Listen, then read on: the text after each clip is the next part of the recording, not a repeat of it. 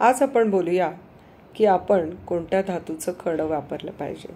ज्या व्यक्तीला name, fame, business, पैसा, प्रॉस्पेरिटी इत्यादी गोष्टी हव्या असतील त्या व्यक्तीने हातामध्ये सोन्याचं कडं धारण करावं.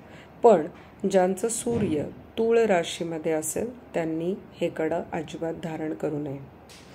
ज्यांना लाईफमध्ये लक्झरी हवे आहे आणि कोणत्याही राशीची व्यक्ती आहेत, मॅरेज, लग्न, रिलेशनशिप इत्यादी गोष्टी हव्या असतील त्यांनी चांदीचं कडं धारण करावं. ज्या व्यक्तींना लाईफमध्ये स्लो बट स्टडी ग्रोथ करायची आहे पण अडचणी खूप येत आहेत आणि ज्यांचा शनी खराब झाला आहे, म्हणजे जे मांस, अल्कोहोल, वाईन, दारू इत्यादीचं सेवन करतायत आणि शनी खराब होतोय, त्यांनी लोखंडाचं कडं अजिबात धारण करू नये.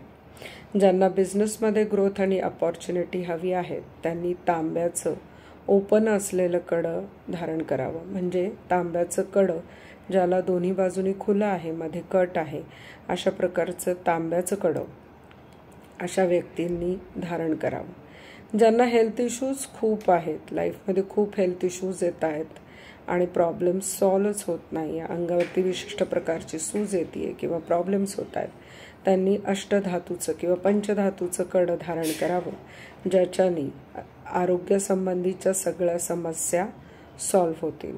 हा उपाय तुम्हाला कसा वाटला, ही कडं कशा प्रकारे तुम्ही धारण करता, मला कमेंट सेक्शनमध्ये जरूर कळवा.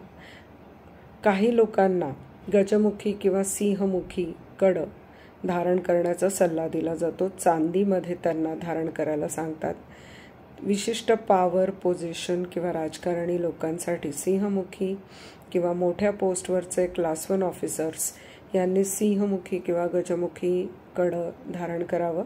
ते चांदीमध्ये बनलेलं असावं किंवा सोन्यामध्ये घालण्यासाठी सुद्धा तुळा राशीमध्ये सूर्य नसेल तर तुम्ही आवर्जून हे कडं धारण करू शकता. तुम्हाला हे उपाय कसे वाटले मला कमेंट सेक्शनमध्ये नक्की कळवा. थँक्यू.